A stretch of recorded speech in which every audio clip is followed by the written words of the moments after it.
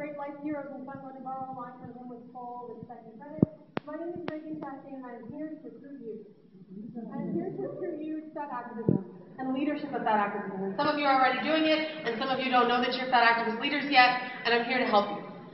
They asked me to talk about the Georgia Billboard Project, and I will. It was a project that in 8 days raised $21,000 to put up a media campaign in Georgia to counter a horrible anti-fat, child-focused media campaign. And so what I realized when I started to think about the project that was successful was that what made it successful were the things that make everything successful. In my background, I've consulted for Fortune 100 companies. I've been a turnaround CEO for multi-million-dollar corporate conglomerates. I was part of a team that turned 200,000 votes in 2 weeks to win the No on Me campaign for it. Woo! There are all these things that are built on really successful principles. So I wanted to talk about that today so that when you go out and if you become interested in leading that activism, running your own project, and I hope that you will, you'll have all the tools that you need. There are three main things that successful activism and activist organizations are built on: leadership, people empowerment, and fundamentals. Let's talk about leadership and what really happened in Georgia. I can take almost no credit for this project. It wasn't even my idea. I blogged about the campaign in Georgia, Children's Healthcare of Atlanta, and Summer, Well-Rounded Mama, is her blog, said, "I wish we could have our own billboard." And I was like, I wish we could have our own billboard too. So I posted on my blog and said, would you guys like to have our own billboard? And they said yes. More of Me to Love came online and said, we just have $5,000 and what do you want to do? And we talked about and decided to do a matching grant, like a challenge grant to get people involved. The Big Fat Money Bomb was Shannon Russell's idea that we were going to do it all on one day, a ton of publicity, and then everybody donate today to get momentum going. Alan at AdOut was our billboard representative. He called me one day and said, I just spent a bunch of time reading about this project and I'm so excited. Originally we wanted to get one billboard and it was going to be $10,000. We ended up getting 6 billboards and 10 bus shelters, and it was $21,000. Alan made that happen for us. Alan is amazing. He's just a dude I found on the internet who repped a billboard company. He was amazing. Marilyn Wan came on board and allowed us to use her iStand project for the bus shelters and sponsored the project. Sabrina Wilson and Elizabeth Tammy were our graphic design gurus. They came in. Sabrina did the original design for the billboard, and Elizabeth did all of the iStands to spec in like 24 hours because we found out that they weren't going to work. She was a hero. We had 1,000 donors. We had tens of thousands of participants.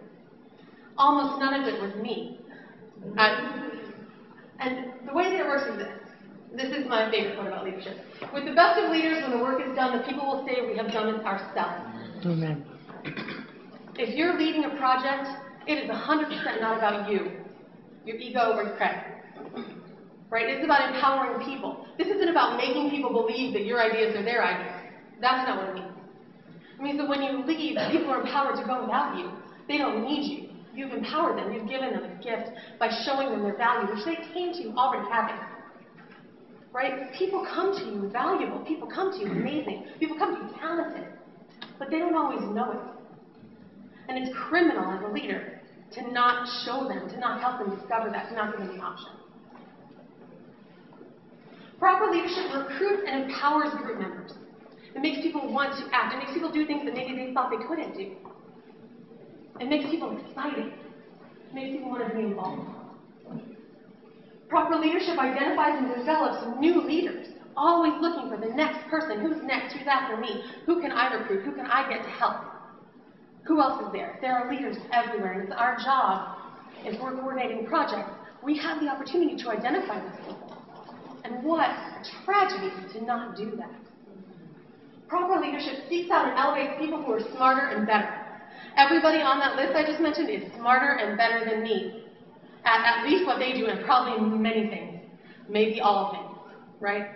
That's my job as a leader. If you think you're the smartest, best person in your organization, you are failing as a leader. You are actively failing. Surround yourself with people who are smarter than you, people who know more than you, people who are better at you than what they do. That's power. That's how we get momentum. Credit kills campaigns. This was a sign in the first campaign office I ever worked with. I'm sure you guys have heard the saying that it's amazing what you can accomplish if nobody cares who gets the credit. It's amazing what you can't accomplish if someone does care who gets the credit. Right? There's no room for credit in revolution. We don't have room, we don't have time. There's no room for ego. We got to get in the boat and we got to row. And that's how it goes. We're rowing that way. If you're also rowing that way, we welcome you in the boat. If you want to lead a team in the boat, that's amazing. How can we help you and empower you to do that? People. What happened in Georgia? The Georgia campaign had 3 sponsors, had 1,010 donations, had tens of thousands of people who got the word out. And our policy was everybody in. We encouraged people to ask how they could help, and when they asked, we gave them something to do. And that included people who had no money. That included people who had no internet. That included people who did not want to come out as fat activists in any way, shape, or form. We found a way for them to help, for them to make this their project, for them to become involved and want to become more involved and take that next step. This is so important, getting people involved, showing them their value, showing them that maybe you don't have money, but you are valuable to this movement. You have something to give. And when you want that, when we encourage it, how can we help you, is incredibly important. And I'm going to give an example of that. The NAPA LA chapter, who are here in their red. Hi, everybody. They spent this year fundraising all year long so that every single member of the chapter who wanted to come to convention came to convention. And that's why there are more than 1/3 of the people in this room. They got it done. And they empowered everybody to do it. Everybody was involved, whether they're putting glitter on candles to sell or donating clothes to the fat flea market. Every single person got to be involved and got to be valued. And here we all are. That's amazing. That is activism. That's how it works. Right? And then people understand. I was so inspired by this chapter, I changed where I live.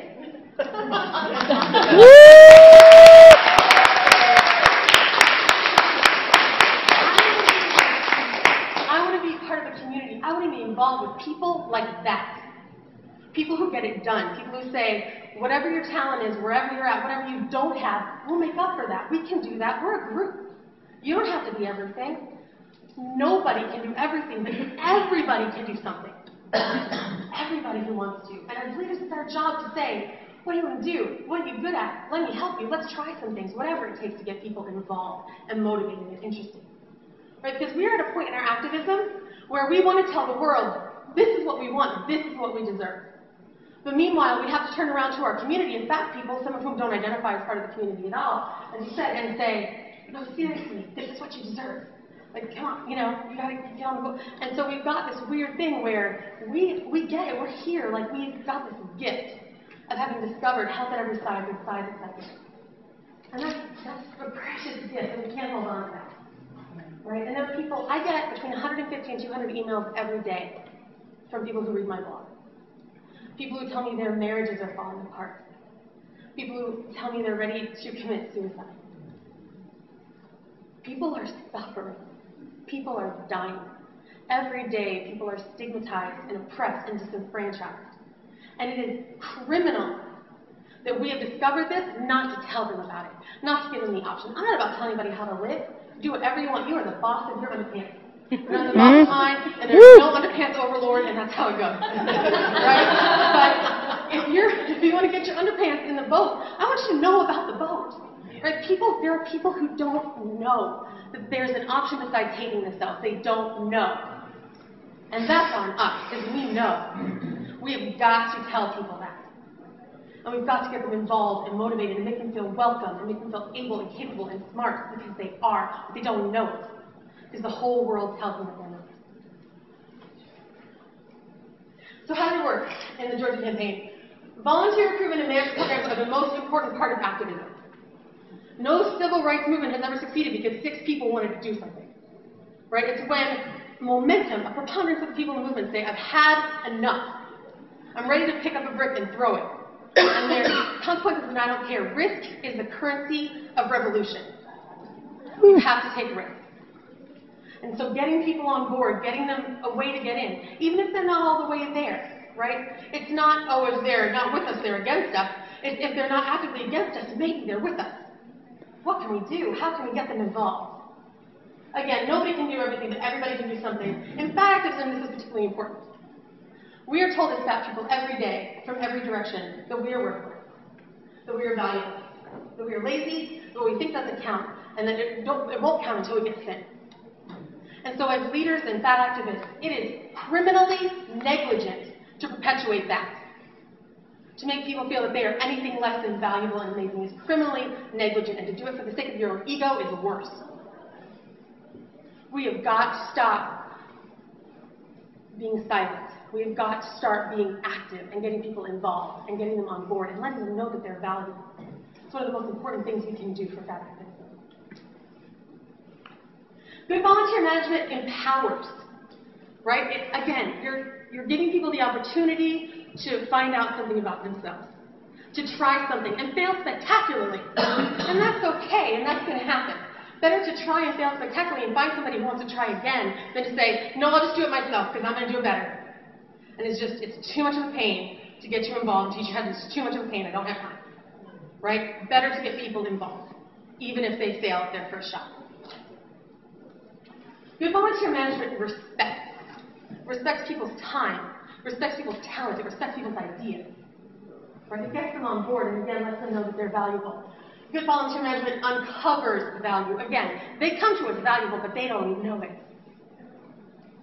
And that is horrible. And that's something we can do something about.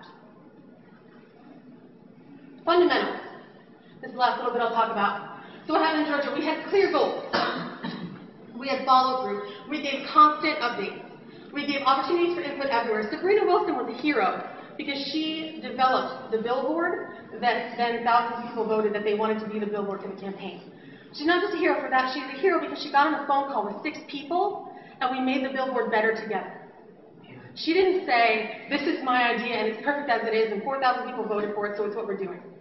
She said, who wants to help? How can I make it better? How can I get involved? How can I get other people involved? Right? Better, smarter people than me.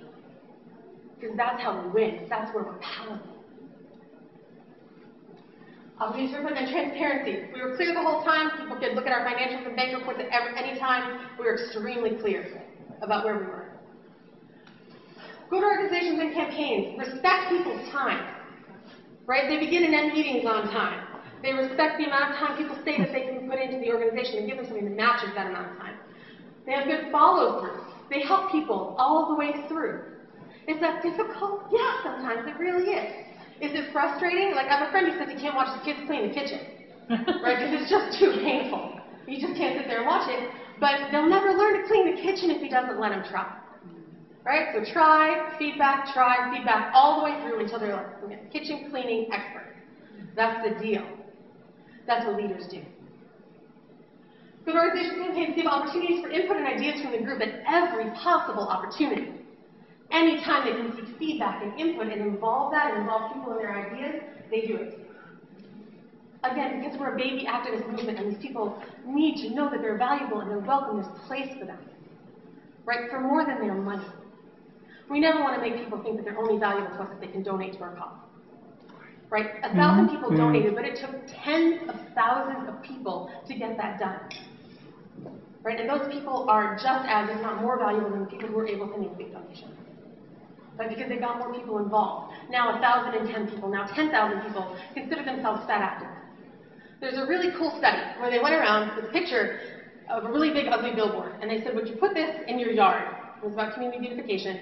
And 98% of people said, no, I will not do it.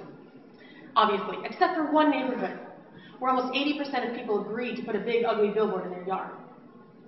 And the reason why is because 2 weeks previous, someone had come around and asked them to put a little sticker in their window that said that they believe in community beautification. And what they learned was that that tiny act changed how people felt about themselves. They became people who cared about community beautification, enough that they put that billboard in their yard to talk about beautifying the community. It's a little seed, and it grows so fast. Because it changes how people see themselves, who they believe themselves to be. And that's powerful. But organizations are transparent about their memberships, their financials, their goals and projects. If you're leading a project and it turns into a bigger thing, it's going to go on for years and years, it becomes an organization, it is time to have elections. Right? There's no place for oligarchy in revolution. If you're a leader, you want to be a leader because people ask you to be a leader, because they said, you're the one, I pick you, I raise my hand. I want you out in front. And if that happens to you and you become that person, it's your job to find the next people and grow them, not to hold on to that leadership and hope that people never ever say they don't want you. Right? You've already been chosen. Your time is there. It's great. Now it's time to integrate new leadership all the time. So with the best of leaders, when the work is done, the fatties will know we've done this ourselves. They want a war on obesity. We will give them a war. And we will do it by empowering ourselves one at a time, by showing people that they are valuable, and that they deserve love and respect, and that they can demand it. And so can we. We deserve the activist community that will win, and we can create it for ourselves. Thank you. Woo!